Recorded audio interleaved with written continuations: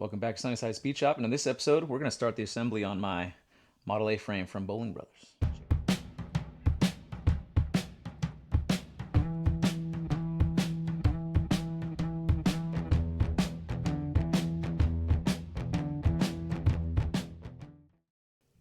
All right, this is the Boling Brothers 2.8 frame, 2-inch kick up in the front, 8-inch in the rear.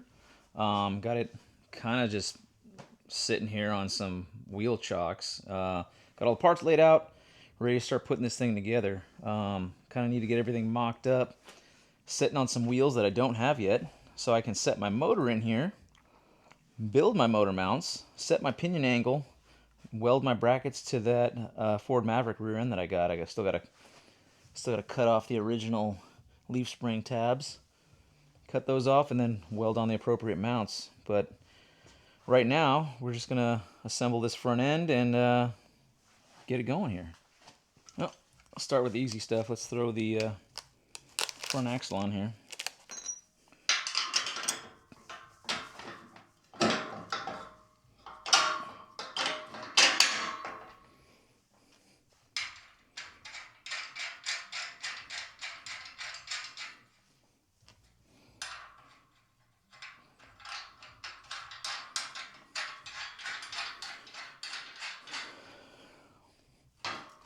I don't know if I'm doing this in the right order or not. Maybe I should be putting my leaf spring onto the axle first and then hang the whole thing. Kind of don't really know what the move is, but just going for it.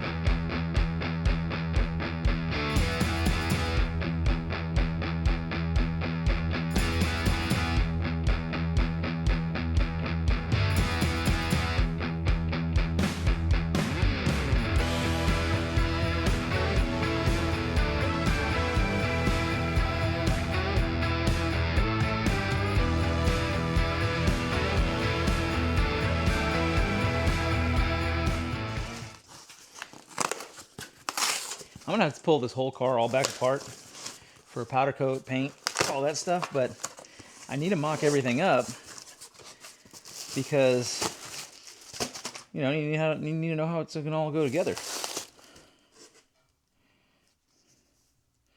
So, I'll assemble the whole thing, set my motor in there, get my clearances for my headers, all that stuff, and then I'll pull it all back apart. Paint, powder coat, whatever.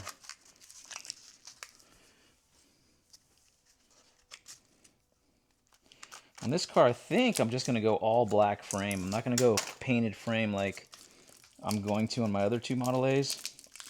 So I think I'm just going to powder coat everything black. I don't know if it's going to be gloss black or like a semi-gloss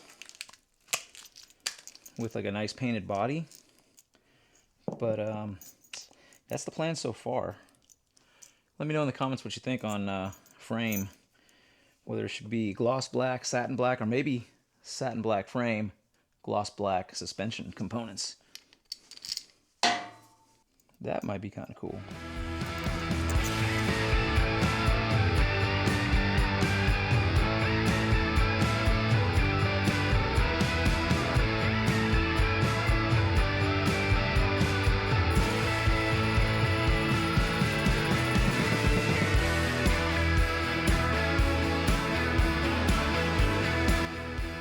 These are the brackets that I'm going to have to weld to my rear end. But before I weld them, I need to figure out what my pinion angle is going to be, and then I'm going to tack these in place. But I gotta do a lot of stuff before I get to that point.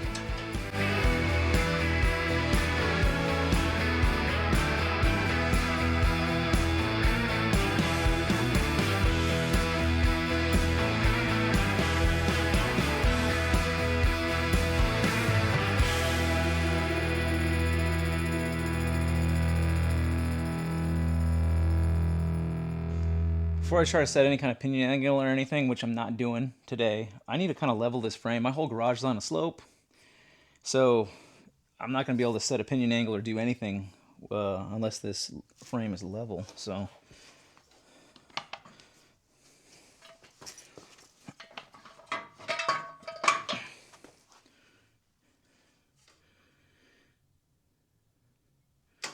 these go up quite a bit.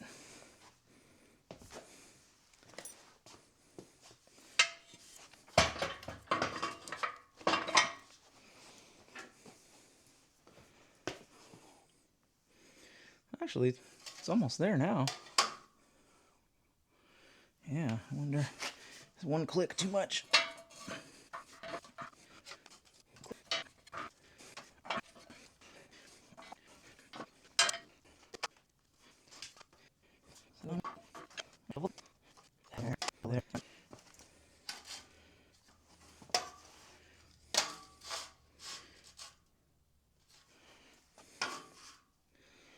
Look at that.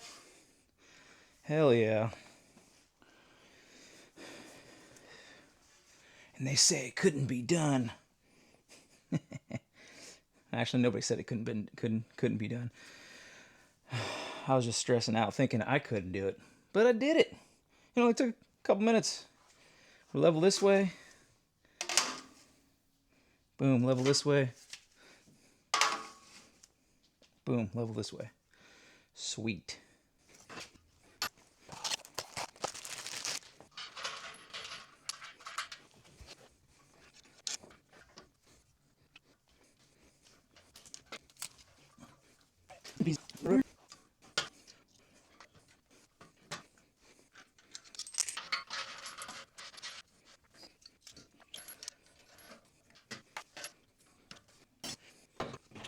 Alright, I got my rear end mocked up.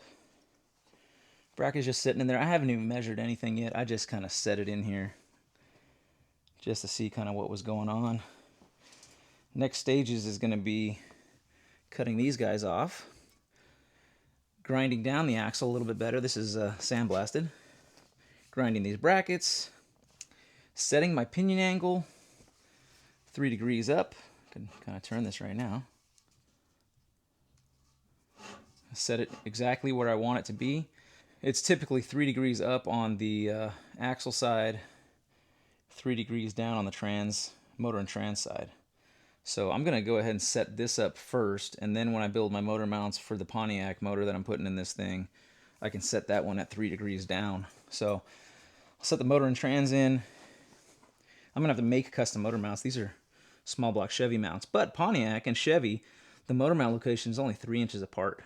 And I'm going to make custom motor mounts anyway, so I don't care about having a little 3-inch Hurst-style engine mount that I want to build. It'll be fine. And then I'm already set up for small block Chevy if I ever change my mind in the future about drivetrain. So, yeah. Get the after I set the rear end up, keep it level just the way it is, get the motor and trans in, bolt the trans in to the cross member, put an angle finder on it, and just elevate the motor until I get that 3 degrees down that I want, and then I go ahead and make my motor mounts from there. All right, that's where I'm going to wrap this video. We got the frame assembled. Next video, we're going to cut those brackets off the rear end, We're going to measure, get my pinion angle set, tack those brackets in, and then I'm probably going to take it to my friend's house and let him actually fully TIG weld the brackets, because I got a TIG welder, but I don't know how to use it yet. That'll be another episode of me learning how to use a TIG welder. But all right, that's it for this one. Thanks a lot for watching. We'll see you on the next one.